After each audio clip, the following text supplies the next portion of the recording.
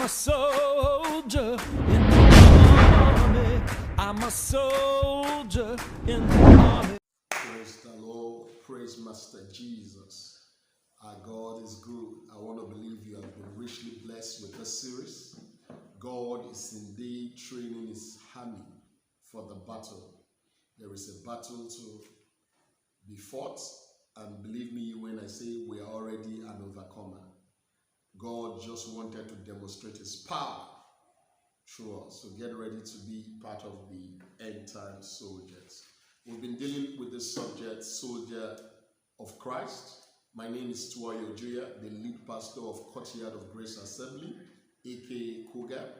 And this evening I will be continuing where we stopped last week, the battleground. I said there are places where the devil loves to take the battle to you the most, and I tried to share these places. I started with the first one when I said this battleground. The devil will take this battle to your physical health. He will do all he can to make sure that you suffer ill health. He will introduce diseases and sicknesses where there is no cure, so that you can suffer and be out of the playing ground. I also went and said the devil also brings this battle to our mind. Make sure that it deals with us in our mind, making us to think the things we are not supposed to, causing us to have fear, intimidation, causing us to be panicking, and these are the areas where you must guide your mind. I think we closed last week by talking about the third area. I said it takes this battle to the places we hold dear, the things we hold dear. One of them is our children. It takes the battle to the life of our children. I'm going to be reading, starting from there, as I read Matthew chapter 9. Matthew chapter 9. Okay, let's go to Mark. Mark 9. I'll read 14 down to 28. And when he came to his disciples, he saw a great multitude about them. And the disciples, saw a great multitude about them. And the scribe questioning with them. And straightway all the people, when they beheld him, were greatly amazed and running to him, saluting him. And he asked the scribe, what question ye with them? And one of the multitude answered and said, Master, I have brought unto you my son, which had dumb spirit. And wheresoever he taketh him, he teareth him. And he formed and gashed with his teeth, and pished away. And I speak to your disciples that they should cast him out, and they could not. Wow. This war, the war between the Spirit of God and the spirit of the devil. The devil came and the disciple couldn't cast him out. Verse 19. And he answered and said unto the O faithless generation, how long shall I be with you? How long shall I suffer with you?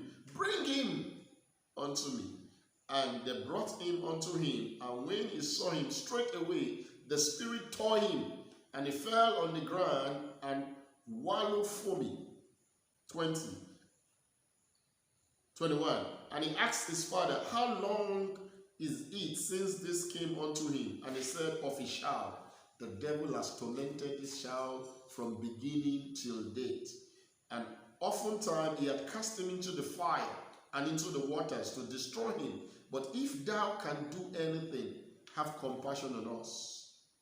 Jesus said unto him, if thou can believe, all things are possible to him that believeth. And straightway the father of the child cried out and said with tears, Lord, I believe, help my unbelief. When Jesus saw that the people came running together, he rebuked Handosiah. He rebuked the foul spirit, saying unto him, thou dumb and deaf spirit, I charge thee, come out of him and enter no more. That is the word of a soldier. I charge him, come out of him and enter no more. And the spirit cried and rent sore and came out of him, and he was one dead, inasmuch that many said he is dead. But Jesus took him by the hand and lifted him, and he arose. And when he was come unto the house, the disciple asked him privately, why couldn't we cast him out? That's the question. Why couldn't we cast him out? You couldn't cast him out because you are not trained as a soldier.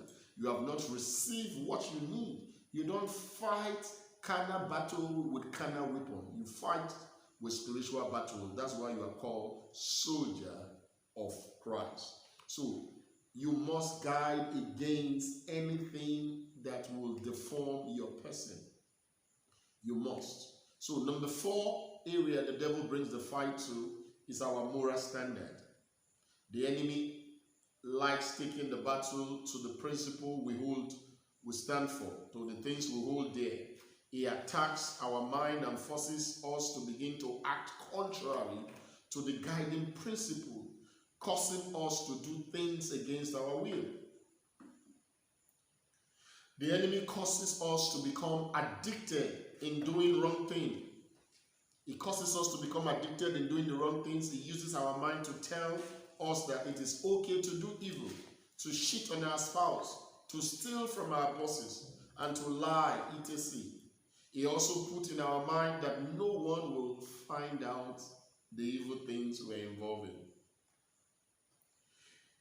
You might have heard of people who have compulsive desire to steal even when they have enough. Those who lust over someone else's spouse, and so many. When these things are not dealt with, it will lead to a soldier's destruction. That's why I read to you in 2 Timothy, no soldier entangle himself with civilian matters. If you don't deal with this issue as soldiers for Christ, then it will lead to destruction. You must guide your heart diligently. You must guide your heart diligently. Proverbs 4:23. Proverbs chapter 4 verse 23 says, "Keep thy heart with all diligence, for out of it are the issues of life." So it is your responsibility, it's also mine as soldier for Christ, to guide our heart and our mind. I use it intertwinedly because your heart and your mind sometimes are the same. You must guide them diligently. Number 5 area that the devil attacks is your territories. The enemy brings the battle to your gates. He carries it to your physical abode. The plan is to defeat you at your place and take your territory and take possession of your territory. The devil will love to capture you and win over all that belongs to you and call it a spoil of war. He planned to impose and influence his kingdom, his influence upon God's kingdom in your life. The devil would do everything, he would do anything and everything to create an unholy and disturbing influence that will make you to run from pillar to post. Anytime you see yourself running from pillar to post, as if something is chasing you, no end, just know that this is the devil trying to build something negative around you. 1 Timothy chapter 4 verse 16. It said, "Take heed unto thyself and unto the doctrine, continue in them, for in doing this thou shalt both save thyself and them that hear you." Romans chapter 6 verse 17. "Now I beseech you, brethren, make them which cause division and offense contrary to the doctrine which you have learned, and avoid them." Mark them rather. "Now I beseech you, brethren, mark them which cause division and offenses contrary to the doctrine which you have heard, and avoid them." This is how to fight the enemy. All the enemy needs is a loophole to enter into your territory and take possession. He will use his weapon to break your guards. He will introduce into your life bitterness, greed, jealousy, anger, hatred, and so many of his belief, so that you can break your greed. Never allow him. Refuse the devil, and he will flee. Resist him also. Number 6, the devil will fight what you believe, your faith. This fight is also talking to you. The devil will fight what you believe. It takes this fight to what you believe. The enemy introduced false doctrine, false prophet, false teachers. He forces you to begin to give to teaching which only tickle your fancy with no spiritual depth. He also assassinates your character and damage your self-worth. The devil introduces into your life unclean and evil spirits. You must avoid them. 2 Timothy chapter 4 verse 3. For the time will come when they will not endure sound doctrine, but after their own lusts shall they heap up themselves teachers, having itching ears. Verse 4, and they shall turn away their ears from the truth, and shall turn into fables. I want to beg you, my dear, as soldier for Christ, you must equip yourself with spiritual armor so you can win this battle. Thank you so much, time.